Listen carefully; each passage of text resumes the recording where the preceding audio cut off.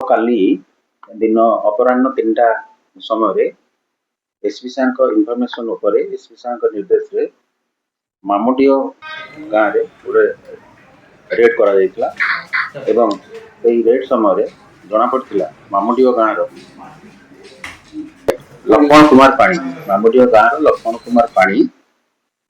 ବିଭିନ୍ନ ଲୋକଙ୍କଠାରୁ ଠକେଇ କରିବା ଉଦ୍ଦେଶ୍ୟରେ ବିଭିନ୍ନ ଭ୍ୟାଲୁଏବଲ ଜିନିଷ ତଥା ମୋବାଇଲ ମୋଟରସାଇକେଲ ଜମିର ପଟା ରଖି ତାଙ୍କୁ ଉଚ୍ଚ ସୁଧରେ ଟଙ୍କା ଋଣ ଦେଉଥିଲେ ଏବଂ ପରବର୍ତ୍ତୀ ସମୟରେ ସେଇ ଜିନିଷ ଗୁଡ଼ିକୁ ନିଜର ବ୍ୟବହାର କରିବା ସଙ୍ଗେ ସଙ୍ଗେ ଅନ୍ୟ ଲୋକଙ୍କୁ ବ୍ୟବହାର କରିବାକୁ ସୁଯୋଗ ଦେଉଥିଲେ ଏବଂ ତାଙ୍କର ଉଦ୍ଦେଶ୍ୟ ଥିଲା ମୁଖ୍ୟ ଉଦ୍ଦେଶ୍ୟ ତାଙ୍କର ରହିଥିଲା ଯେ ଏଇ ଜିନିଷ ଗୁଡ଼ିକ ସେମାନଙ୍କ ଠାରୁ କେମିତି ହଡପ କରିବା ପାଇଁ। ଯେତେବେଳେ ଆମେ ରେଡ୍ କଲୁ ତାଙ୍କ ପାଖରୁ ପ୍ରାୟ 17ଟା ମୋଟରସାଇକେଲ 18ଟା ମୋବାଇଲ ଫୋନ ଟଙ୍କା 31,000 ଟଙ୍କା ଏବଂ ଡ୍ରାଇଭିଂ ଲାଇସେନ୍ସ 25ଟା एटीएम कार्ड 10ଟା ଗୋଟେ ଡାଏରୀ ଯୋଉଥିରେ କି ସିଏ ଯେତେ ଲୋକଙ୍କୁ ସୁଧ ଦେଉଛନ୍ତି ତାଙ୍କର ନାଁ ବି ଲେଖା ହେଇଥିଲା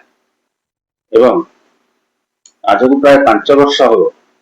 ସିଏ ଏଇ ଟାଇପର କରି ଆସୁଥିଲେ। ପରବର୍ତ୍ତୀ ସମୟରେ